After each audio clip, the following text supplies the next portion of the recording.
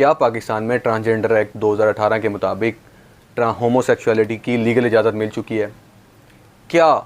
एक शख्स जो अपने आप को औरत समझता है तो लीगली तौर पर वो ख़ुद औरत बन सकता है? पिछले हफ्ते अमेंड ट्रांसजेंडर एक्ट के नाम की एक ट्विटर के ऊपर ट्रेंड शुरू किया गया, जिसके बाद सेनेटर मुश्ताक अहमद मुख्तलिफ यूट्यूब्स के ऊपर जाकर और मुख्तलिफ प्लेटफॉर्म पर जाकर इस चीज़ की प्रोपगेशन करते नज़र आए कि ट्रांसजेंडर एक्ट 2018 के तहत होमोसेक्सुअलिटी की और अपनी मर्ज़ी का जेंडर के इंतखाब की इजाज़त मिल चुकी है। उसके बाद राइट साइड की जमातों और ट्रांसजेंडर एक्टिविस्ट की तरफ से इसके ऊपर स्ट्रॉन्ग कंडमनेशन। सो आज का पॉइंट ऑफ ऑर्डर इसी बात के ऊपर है कि ट्रांसजेंडर एक्ट है क्या? क्या जो ट्रांसजेंडर एक्ट 2018 इसमें वाकई होमोसेक्सुअलिटी की इजाज़त मिल चुकी है? और दोनों तबके, एक इस्लामिस्ट तबका और एक ट्रांसजेंडर तबका, दोनों इस चीज़ को किस तरह देखता है? और अगर इस्लामिस्ट के कोई एतराज़ात हैं तो उसकी बुनियादी और सियासी हैसियत क्या है? सबसे पहले तो हम ये जानने की कोशिश करते हैं कि 2018 में जो ट्रांसजेंडर एक्ट आया था उसकी बेसिस क्या थी और उसके अंदर क्या क्या बातें की गई थी। 2018 से पहले, इस एक्ट से पहले, पाकिस्तान में ट्रांसजेंडर्स को कोई ख़ास तौर पर हकूक़ नहीं दिए जाते थे। उन्हें मर्द या औरत के लिए किसी एक में से आइडेंटिफाई करना पड़ता था। उनके लिए शनाख्ती कार्ड वगैरह और एजुकेशन के लिए बहुत सारे मसाइल मौजूद थे। तो इस सिलसिले के अंदर ट्रांसजेंडर एक्ट 2018, अब इस एक्ट में सबसे पहले तो ट्रांसजेंडर को एज अ शख्स तस्लीम किया गया था। इसके अलावा मुख्तलिफ हकूक़ जैसे कि प्रॉपर्टी का हकूक़, फिर उसके बाद विरासत के अंदर हक़, फिर पासपोर्ट का हक़ और इसके अलावा तालीम और तमाम फंडामेंटल राइट जो एक आम इंसान को मौजूद हैं वो कॉन्स्टिट्यूशन के तहत ट्रांसजेंडर्स के लिए तस्लीम किए गए थे। सो ट्रांसजेंडर एक्ट 2018 अपनी तर्ज का एक ह्यूमन राइट एक्ट था, जिसके अंदर ट्रांसजेंडर को वो तमाम हकूक़ दिए गए थे जो एक आम मर्द और औरत को दिए गए थे। ट्रांसजेंडर 2018 में जो एक अहम बात थी कि इसके अंदर गवर्नमेंट ड्यूटी सेट की गई थी कि वो ट्रांसजेंडर्स को उनके हकूक़ देंगे, चाहे वो एजुकेशन हो, चाहे वो एम्प्लॉयमेंट हो, चाहे वो पुलिस के साथ इनकी पब्लिक डिस्क्रिमिनेशन हो। और इसके अलावा उन्हें कॉलेजेस के अंदर और जॉब्स के अंदर कोटा भी प्रोवाइड करने की बात की गई। इसके बाद बहुत से पुलिस स्टेशन में इनके लिए डे केयर सेंटर भी बनाए गए हैं। इसके अलावा आमतौर पर ब्यूरोक्रेसी का भी एटीट्यूड चेंज हुआ है और पब्लिक पॉलिसीज़ भी ट्रांसजेंडर्स के हक़ में जाना शुरू हुई हैं। इससे पहले आप ये अंदाज़ा लगा सकते हैं कि ट्रांसजेंडर के बारे में बात करना भी ममनू समझा जाता था और इस एक्ट की वजह से पाकिस्तान के एक पूरे माशरे के अंदर तब्दीली आई है, जिसके अंदर ट्रांसजेंडर्स को बहुत सारे राइट्स मिलना शुरू हुए। आखिर क्यों हम ये बात सुन रहे हैं कि ट्रांसजेंडर एक्ट के अंदर मसाइल हैं? तो इसके लिए हम जानते हैं कि इस्लामिक नज़रिया या जमात इस्लामी के सेनेटर मुश्ताक अहमद या जमात इस्लामी का ऑफिशियल स्टैंड इसके ऊपर क्या है। इस्लामी तबकों की तरफ से ट्रांसजेंडर एक्ट 2018 को एक कल्चरल इन्वेजन करार दिया है कि जो कि वेस्टर्न कंट्रीज़ ने पाकिस्तान के ऊपर थोपी है होमोसेक्सुअलिटी को अलाउ करने के लिए। होमोसेक्सुअलिटी की टर्म की तरफ जाने से पहले हमें ये समझने की ज़रूरत है, होमोसेक्सुअलिटी की टर्म्स की तरफ जाने से पहले इस्लामिस्ट की तरफ से हमें 3 कंसेप्ट को समझने की ज़रूरत है। उनके मुताबिक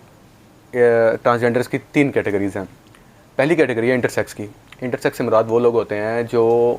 पैदाइशी तौर पर मेल या फीमेल की कैटेगरी में फॉल नहीं करते हैं और इस्लामिस्ट के मुताबिक इनको तमाम वो हकूक़ देने चाहिए जो ट्रांसजेंडर को दिए जाते हैं। फिर उसके बाद आती हैं 2 और कैटेगरीज़। पहली कैटेगरी वो आती है जो किसी बीमारी की वजह से या किसी एक्सीडेंट की वजह से अपनी सेक्सुअल कैपेबिलिटीज़ के काबिल नहीं रहता। मतलब कि एक ऐसा मर्द जो कि किसी एक्सीडेंट की वजह से या किसी और मेडिकल वजह से वो अपनी सेक्सुअल कैपेबिलिटीज़ के काबिल नहीं रहता। फिर तीसरी जो कैटेगरी है वो एक ऐसे मर्द की कैटेगरी है जो अपने आप को औरत समझता है और अपने आप को मर्द के जिस्म के अंदर कंफर्टेबल नहीं समझता है, बल्कि वो समझता है कि उसका जो जिस्मानी बिहेवियर है वो उसके सोशल बिहेवियर के साथ मैच नहीं कर रहा, तो अपने आप को फीमेल समझता है और अपने आप को फीमेल बनाने के लिए ऑपरेशन तक या मेडिकल सर्जरी तक चला जाता है। अब इस्लामिस्ट के मुताबिक ये दोनों कैटेगरीज जो हैं ये ट्रांसजेंडर की कैटेगरी के अंदर फॉल नहीं करती हैं। फिर उसके बाद ट्रांसजेंडर एक्ट 2018 में सेक्शन 3 में जो रिकॉग्निशन ऑफ ट्रांसजेंडर पर्सन नाम का जो सेक्शन है उसके अंदर ये बात एक्सप्लेन की गई है कि ट्रांसजेंडर की कैटेगरी के अंदर ही इंटरसेक्स फॉल करते हैं, जबकि इस्लामिस्ट के मुताबिक यूएन की अपनी वेबसाइट के ऊपर ट्रांसजेंडर और इंटरसेक्स एक अलग अलग कैटेगरीज़ हैं और दोनों के हकूक़ अलग अलग होने चाहिए। फिर एक और बात जो सेक्शन 2 के अंदर डेफिनेशन के अंदर की गई है, जिसके अंदर जेंडर के डेफिनेशन में ये बात लिखी गई है कि जेंडर एक इंसान की अपनी परसेप्शन, एक सेल्फ परसेप्शन के ऊपर डिसाइड किया जाएगा कि एक इंसान का जेंडर क्या है, आया कि वो मेल है या फीमेल है। सेक्शन 3 के सब सेक्शन 4 के अंदर देखते हैं तो एक नादरा के ऊपर ये कैपेबिलिटीज़ डाली गई हैं, रिस्पॉन्सिबिलिटीज़ डाली गई हैं कि एक शख्स जब उसके पास, एक ट्रांसजेंडर जब उसके पास आएगा और उसको बताएगा कि वो मेल या फीमेल है, तो नादरा उससे क्वेश्चन किए बगैर उसको मेल या फीमेल की कैटेगरी में डाल देगा और इसके लिए कोई चेकअप या मेडिकल बोर्ड का होना ज़रूरी नहीं है। मतलब कि आप अगर ये फील करते हैं कि आप मेल हैं या आप फीमेल हैं तो आप नादरा के पास जाएँ और अपनी उस जिन्स की शनाख्त कराएँ और नादरा आपका आइडेंटिटी कार्ड के ऊपर वो लिखने के लिए मजबूर हो। तो इसके मुताबिक जब एक शख्स एक मर्द फीमेल बन सकता है और फीमेल जो है वो मेल बन सकती है, तो पाकिस्तान के सारे कानून जो हैं वो इससे डिस्टर्ब हो जाएंगे। अब इसकी मिसाल हम ये ले सकते हैं कि अगर पाकिस्तान के कानून विरासत के अंदर औरत को 1 हिस्सा दिया जाता है और मर्द को 2 हिस्से दिए जाते हैं, तो अगर एक औरत मर्द बनती है तो उसके विरासत के कानून के अंदर भी तब्दीली लानी पड़ेगी, और मतलब ये कि उसको ज़्यादा हिस्सा मिलेगा, जबकि जो कि अनफेयर होगा। फिर उसके अलावा एक और कंसर्न भी रेज़ किया गया है कि इससे जो मैरिज है, कि एक औरत जो है वो अगर मर्द का सर्टिफिकेट बनाती है तो वो किसी और औरत से शादी कर सकती है उस ID कार्ड के ऊपर, हालांकि वो जिस्मानी तौर पर औरत ही हो। सो इस्लामिस्ट के मुताबिक ये तमाम अप्रोच जिसके अंदर नादरा के ऊपर रिस्पॉन्सिबिलिटी डाली गई है कि वो उस शख्स की सेल्फ परसीव आइडेंटिटी के ऊपर उसकी लीगल जिन्स का शनाख्त करे, तो इससे आपकी फैमिली स्ट्रक्चर को, आपकी कौमियत को और आपके जो बेसिक सोसाइटल नॉर्म्स हैं उसके ऊपर इफ़ेक्ट पड़ता है। और इस तरह होमोसेक्सुअलिटी की, LGBT की भी राइट जो है वो लोगों को दे दिए गए हैं। अब हम चलते हैं दाएं बाजू की तरफ कि दाएं बाजू इसके बारे में क्या सोचते हैं। दाएं बाजू की तरफ से जो पहला रिबेटल इस बारे में दिया जाता है वो ये दिया जाता है कि ट्रांसजेंडर्स किसी तरह की LGBT मूवमेंट के अंदर शामिल नहीं। पाकिस्तान में जो LGBT का वर्ड इस्तेमाल किया गया था वो सबसे पहले अमेरिकन एम्बेसी ने यूज़ किया था, फिर उसके बाद जमात इस्लामी ने वो वर्ड उठाया है और उसके ऊपर सियासत करना शुरू कर दिया है, जबकि जो ट्रांसजेंडर हैं वो इसके ऊपर बिल्कुल भी सियासत नहीं करते हैं, ना ही उनका कोई आर्गूमेंट इनके ऊपर है और ना ही वो इस चीज़ को प्रोपागेट करते नज़र आते हैं। फिर उसके अलावा मोइज़ अवान जो कि ट्रांसजेंडर एक्टिविस्ट हैं, उनका ये कहना था कि ट्रांसजेंडर एक्ट की वजह से जो ट्रांसजेंडर को राइट मिलना शुरू हुए हैं उसकी वजह से इस्लामिस्ट वैसे ही अपने इससे ख़तरा फील कर रहे हैं और इसको सियासत की बेस बनाकर इसके ऊपर सियासत करना चाह रहे हैं और वोट बैंक लेना चाह रहे हैं, क्योंकि जमात इस्लामी का वोट बैंक पिछले दिनों के अंदर बहुत ज़्यादा गिरा है और इसलिए वो आपको ऐसा सोशल इशू ढूंढ रहे हैं जिसकी वजह से वो वोट इकट्ठा कर सकें। अब जब मैंने मज़ीद रिसर्च की तो मुझे पता चला कि ट्रांसजेंडर्स के 2 तबके पाए गए हैं मेडिकल बोर्ड को लेकर। एक तबका जैसे एक डॉक्टर मोइज़ हैं वो क्यूर थ्योरी के ऊपर बेस है, और क्यूर थ्योरी इस चीज़ के ऊपर बेस है कि एक शख्स खुद फील करता है कि वो मर्द है या औरत है, और एक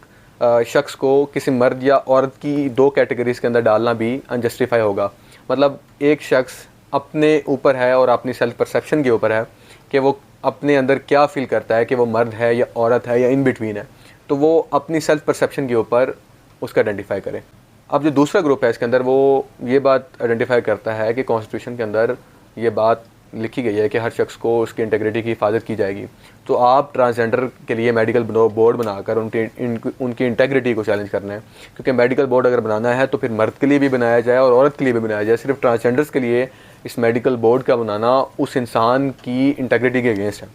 फिर उसके अलावा शीरी मज़ारी ने असम्बली के अंदर ये बात की थी कि अगर हम मेडिकल बोर्ड बनाते हैं तो उस मेडिकल बोर्ड के अंदर सियासत होगी और उसके अंदर पैसा चलेगा, जिसकी वजह से रेड टेपिज़म बढ़ेगी और जिसका नुकसान आमतौर पर ट्रांसजेंडर कम्युनिटी को ही होगा कि उनके हकूक़ जो हैं वो फिर पामाल होना शुरू हो जाएंगे और उनको अपनी मर्ज़ी से मेल या फीमेल की कैटेगरी में डाल दिया जाएगा। फिर एक और अजीब बात जो मुझे देखने को मिली है कि पाकिस्तान के कानून के अंदर ट्रांसजेंडर्स के लिए कोई सेक्सुअल राइट्स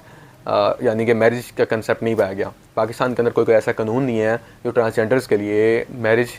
को लीगलाइज़ करे या उनकी मैरिज को लिए मुतय्यन करे, तो उन्हें स्ट्रिक्टली तौर पर एक मेल या फीमेल की कैटेगरी में जाना पड़ता है और उसको शादी करनी पड़ती है किसी मेल बनकर फीमेल के साथ। तो अब इससे ये इशू जनरेट होता है कि जब आप तीसरी कैटेगरी ट्रांसजेंडर की जनरेट कर रहे हैं और उनके लिए सेक्सुअल राइट्स और मैरिज का कंसेप्ट नहीं है, तो ये भी एक बहुत बड़ा खला जो है वो कानूनी तौर पर पैदा कर देता है। फिर उसके बाद जो सबसे बड़ा और सबसे स्ट्रॉन्ग आर्गूमेंट जो दिया जाता है वो ये दिया जाता है कि जमात इस्लामी और बाकी इस्लामिस्ट जमातें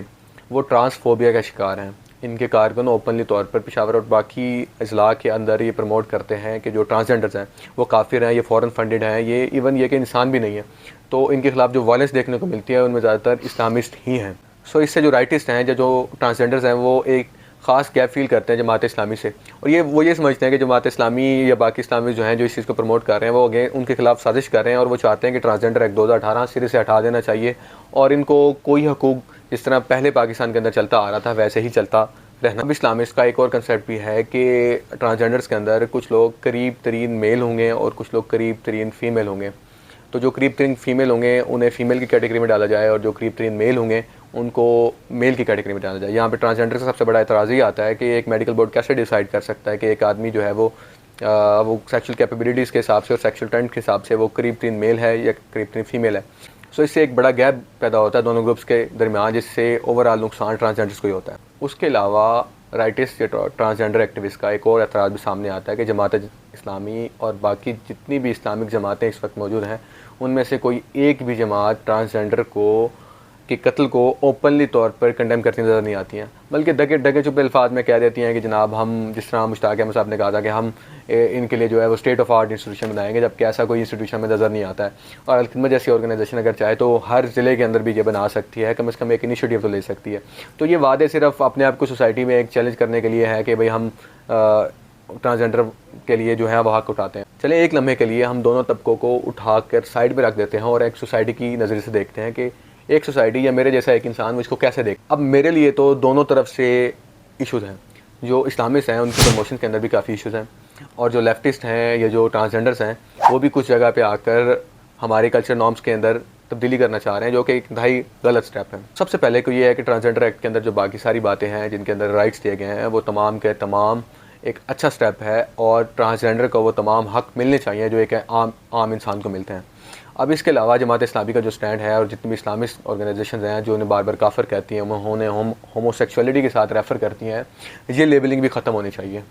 कि जमात इस्लामी के एक तरफ जमात इस्लामी के अपने कारकुन और बाकी ऑर्गेनाइजेशन इस्लामिस्ट के अपने कारकुन इनके ख़िलाफ़ हेट स्पीचेस देते नज़र आते हैं, और दूसरी तरफ इनका एक सेनेटर बैठ के ये बात करता है कि हम इंटरसेक्स के हकूक़ के साथ हैं, जबकि उसने कोई ऐसा इकदाम कभी किया नहीं है कि जो इंटरसेक्स के लिए वाकई कोई लैंडमार्क समझा जाए। यहाँ पे एक बड़ा गैप नज़र आता है इस्लामिस्ट के दरमियान और ट्रांस के दरमियान और एक सोसाइटी के दरमियान, कि इस्लामिस्ट जो हैं वो सोसाइटी को ऐसे मॉडिफाई करना चाहते हैं कि जिसके अंदर आम तौर पर ट्रांससेक्चुअलिटी के अगेंस्ट जो है वो वायलेंस नज़र आए या उनको एक अलग इंसान जो है वो समझा जाए, और उसके लिए कोई वाज़े तौर पर एक सीधी लाइन जो है वो मुकर्रर नहीं की गई। जितनी भी बातें हैं वो इबहाम के ऊपर जो है वो मुश्तमिल है। फिर उसके बाद डॉक्टर मोइज़ जैसे लोग जो कि इस चीज़ को प्रमोट करते हैं कि कोई थ्योरी होनी चाहिए। मिसाल के तौर पर अगर कोई मर्द है और वो फील करता है कि वो औरत है और वो इस चीज़ का फ़ायदा उठाते हुए अपने आप को मर्द औरत बना लेता है, या औरत है वो मर्द बना लेता है, तो इससे भी सोसाइटी जो है वो इंतहाई तबाही के दहाने पे पहुंच सकती है। अब आम तौर पर क्योंकि हमारे माशरे के अंदर मर्द और औरत दोनों बराबर नहीं है, सबको पता है कि औरत एक पिसी हुई जमात है यहाँ पे, और इसका फ़ायदा आम तौर पर औरत ही उठाएगी और औरत ये फील करेगी। और इसके अलावा वैसे भी काफ़ी थ्योरीज इंटरनेशनल तौर पर मौजूद हैं, जैसे कि पेनिस इनवी एक थ्योरी है जिसके अंदर एक्सप्लेन किया जाता है कि हर औरत की जो ख्वाहिश होती है कि वो मर्द के सेक्सुअल पार्ट जो है वो ऑन करे। इसी तरह पाकिस्तान के अंदर जब एक तबका जो ज़्यादा प्रिविलेज है और एक तबका जो बिल्कुल अनप्रिविलेज है, तो इसलिए जो औरत है वो चाहेगी कि वो मर्द बने। तो इसलिए अगर आप इस तरह इजाज़त दे देंगे बग़ैर किसी एक चेक के कि वो औरत से मर्द बन जाए, तो ज़्यादातर औरतें ट्राई करेंगी कि वो मर्द बन जाए। अब इस पर एक इस्लामिस्ट का आर्गूमेंट है कि पिछले 3 सालों में 30,000 लोगों ने अपना जेंडर चेंज करवाया है। इससे पता चलता है कि एक बड़ा ट्रेंड मौजूद है कि जो औरतें अपना जिस चेंज करवा कर मर्द बनना चाहती हैं, और बहुत से मर्द भी ऐसे हैं जिनके अंदर बीमारी है जिसे आमतौर पर जेंडर डिस्फोरिया कहा जाता है। जेंडर डिस्फोरिया एक मेडिकली रिकॉग्नाइज्ड बीमारी है जिसके अंदर एक इंसान फील करता है कि वो अपने सेक्सुअल पार्ट के साथ अपने जेंडर को आइडेंटिफाई नहीं कर पा रहा, मतलब अगर अपने